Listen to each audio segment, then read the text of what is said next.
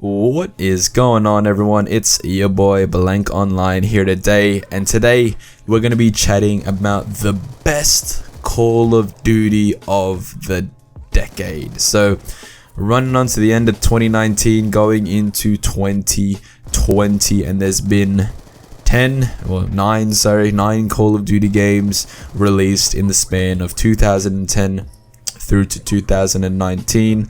And I guess, you know what, wait, actually I have a bone to pick. Actually, does the decade start in 2021? Because wouldn't the decade be 2010 to 2020, but then people are referring to 2020 as the start of the new decade? I don't know. But then in that same vein, if the new decade started in 2010, it's only 2019, so then therefore it's only been 9 years, making 2020 the 10th year of the decade. Whatever, I don't know. But let's talk about the best Call of Duty of the decade. Sorry for my tangent right there. So within the years of 2010 up until 2010 we got Black Ops 1. 2011 we got Call of Duty Modern Warfare. 2012 we got Black Ops 2. 2013 it was COD Ghost. 14 Advanced Warfare. 15 Black Ops 3. 16 we got Infinite Warfare as well as Modern Warfare Remastered. 2017 we got World War 2. 18 was Black Ops 4, and then 19 was Modern Warfare. Let's talk about the best. In my opinion, the best Call of Duty of this decade was Black Ops 2. Ladies and gentlemen, this is some Black Ops 2 gameplay on the PC. It's actually it's a dead game on PC. I genuinely spent maybe an hour trying to find just a team deathmatch on this game on PC, but there was no one playing. There was like 100 players on at the time that I was trying to find players to play with. So this is just me on combat training, just absolutely destroying some bots and having a good time because I feel like a beast. I'm so bad at PC games, but I'm trying to get better because I want to play Halo Master Chief Collection. But anyway, that's not what we want to talk about. Black Ops 2. Let's talk about Black Ops 2 as an entire game, from campaign all the way to zombies. Campaign first to start it off, continuing on from the story of Black Ops 1 set in the year 2025. Black Ops 2's story continued that whole thing. Same universe, same characters. You had Woods, you had the son of Mason, you had new characters thrown in there as well. And essentially the main premise of this story, since it was made in 2012, we're looking about 13 years into the future at the time that the game was being developed. This is essentially how warfare is in the future, how technology changes warfare, and how the internet and certain idealisms and stuff like that change society, and how one man, that being Raul Menendez, can create that sort of uprising as a result of manipulating the media and using technology to his advantage as well. As a concept and as a story, Black Ops 2's campaign was really fucking good. It also introduced the idea of player choice and how player choice changes the story, and there are certain points in the campaign where you make decisions, and those decisions will affect the final ending, will affect the people who are still with you and playing the game and like you're interacting with in the story. It's those sort of things. So it's really it's the only campaign as well. We haven't gotten a campaign since that has done that sort of thing with player choice. And back in 2012 as well, player choice was a massive thing. Like the Telltale games are really booming back then, so the idea of having player choice and affecting the story that way is something that was really popular back then. I don't know if it's too popular right now, and I guess if it's not as popular, that's why they haven't done yet. But I thought it was really cool, the fact that we had branching storylines and branching timelines. Again, adding that replayability value, because once you did one thing, you'd want to go back and do the other thing and see how that affects your story as well, and just experiencing all aspects of the campaign. Again, replay value, because we haven't, like with the Call of Duty campaigns, the main criticism about all of them is they're really short and there's really no point of playing them once you've finished it. Here in Black Ops 2 that was a completely different story, because once you finished it, especially in that last mission where you have that decision whether to kill Raul Menendez or let him live, like you have that decision. It's a split decision you have to make, and then the ending just changes, and the way that the story finishes changes based on your decision there. So again, seeing both endings and replaying the story to get both endings, I guess, is something that's really cool and adds that replayability value. I'll move on to zombies and I'll leave multiplayer for last, because obviously that's the main thing we want to talk about. Zombies in Black Ops 2 was I guess the most disappointing aspect of Black Ops 2, if we have to be super critical, Transit wasn't really the best map. I think individually those maps are pretty decent, especially Town. I really like Town by itself as a zombies map. And in terms of DLC maps as well, Black Ops 2 was fairly good. I did like Die Rise. This liquefier, that weapon is pretty cool, even though it was pretty memey. I know a lot of the zombies community don't necessarily like Die Rise, but I thought it was pretty cool traversing into the different buildings and using traps and stuff like that to navigate your way through it. I thought as a map, one of my favorite all-time maps actually is Buried, and Buried is a really good map in Black Ops 2. And as well as that, Origins was really good as well. What was the map that we got in DLC 2? Honestly, I can't even remember it. It was Call of the was it Call of the Dead? Blood of the Dead? The one before that? I don't fucking know. The one in Alcatraz. That was a really good map as well.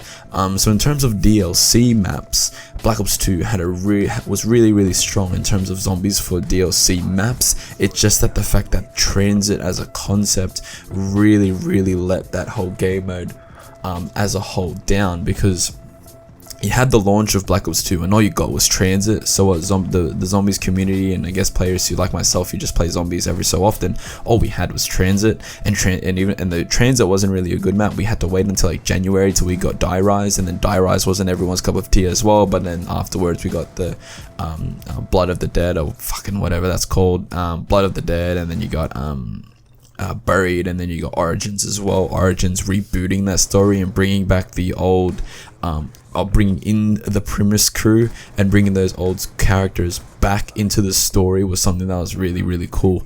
So as a whole, zombies was really good in Black Ops 2. It was just pulled down by how bad Transit was, essentially, which is why Black Ops 3 zombies is so much better, because Black Ops 3 zombies as a whole package is so much stronger than Black Ops 2 zombies. But there are still really good maps. As I said, Buried is one of my favorite all-time maps. Nuketown 2025 was alright as well. That was a decent map too, because it was just zombies on Nuketown really. But moving on to the big boy itself, multiplayer. Black Ops 2's multiplayer is the best multiplayer I think I've ever played. I have a soft spot for Modern Warfare 2 being my first Call of Duty. I understand the shouts for Black Ops being the best Call of Duty, because that multiplayer was really good as well. There was so much to do in that game. Modern Warfare 3 also has a soft spot in my heart as well, just purely due to the good times that I had on that game and that multiplayer. But nothing compared to Black Ops 2's multiplayer for me. I prestige mastered on that game twice, and I reset my stats twice on that game. So once you did it the first time, and once you prestige mastered the first time, you had the option to reset and go all the way back to level 1. I did that twice on Black Ops 2. So, and I've never played any Call of Duty more than I've played Black Ops 2 Diamond Camo.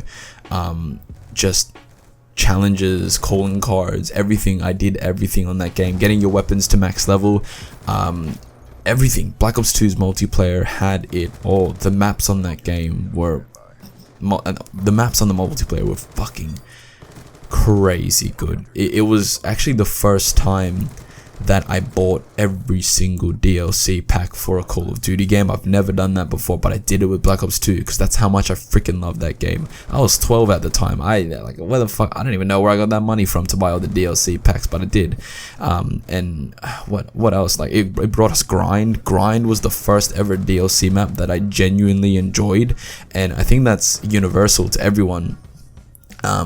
In the franchise up until that point, like no one really, like the DLC maps weren't really amazing. It wasn't really the tits, but Grind was absolutely crazy. It was also the first Call of Duty to bring in weapon DLC as well. So the Peacekeeper was a part of that DLC 1, and if you bought DLC 1, you got the Peacekeeper. So that was really cool as well. So they did a lot of new things with Black Ops 2. They also brought the pick 10 system and that whole versatility. It's a system that I think that a lot of people are sick of nowadays in Call of Duty, because we've got it every single Call of Duty since, except for World War II.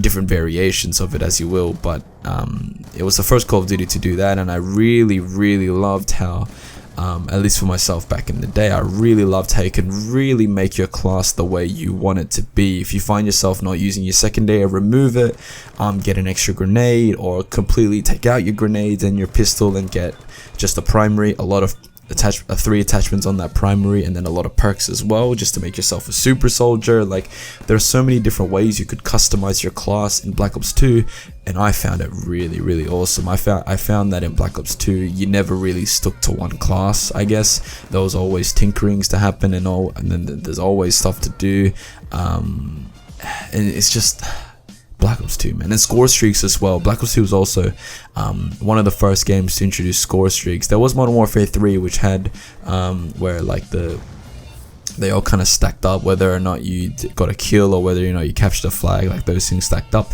but it was never like score streaks. And Black Ops 2 was the first Call of Duty to really I guess reward objective players, because you got more towards your score streaks for capturing flags than you did getting kills. So it's one of the first Call of Duties to ever do that, and I think that's actually one of the main problems with Modern Warfare, is that with it moving in back to kill streaks, it really doesn't reward playing the objective at all, which is why you see in a game mode like Kill Confirmed, people will just camp at the tags because they'll just rack up kills, because the stupid people like myself who run around trying to get tags and trying to win the game will just fall into their trap, and they can build up kills that way. If it was a score streak system in Modern Warfare without having the perk, and I know you can get a perk to make a score streaks, but that's just a fucking waste of a perk, because why would you do that?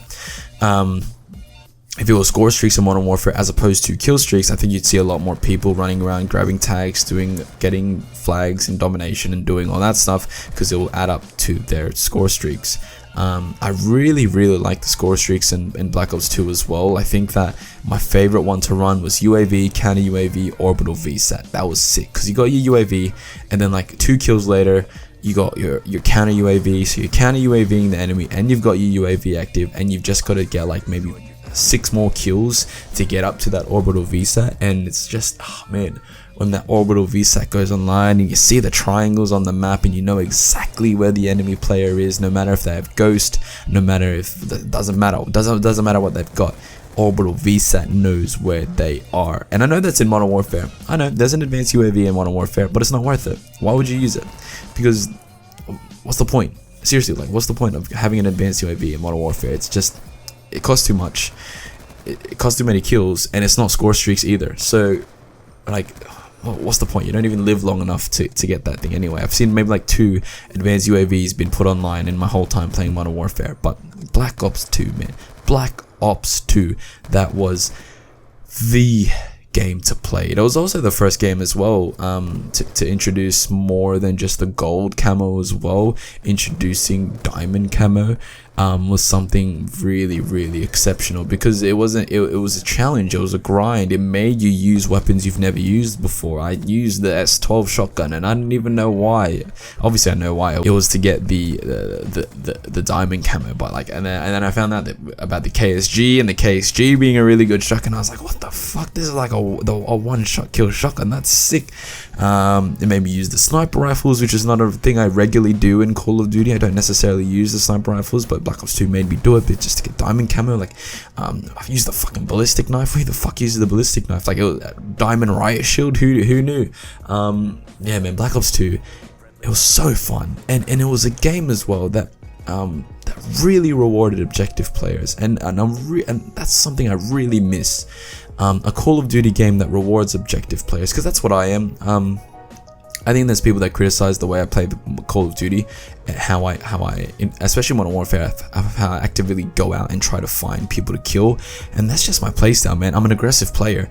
I'm an aggressive player that looks for kills and goes to capture flags to win the game, and Black Ops 2 as a game really rewarded players who played like me and played with my playstyle, and man, I miss that so much, man. Black Ops 2 was an absolute gem of a Call of Duty game. I can name off so many weapons that were my favorite weapons in that game.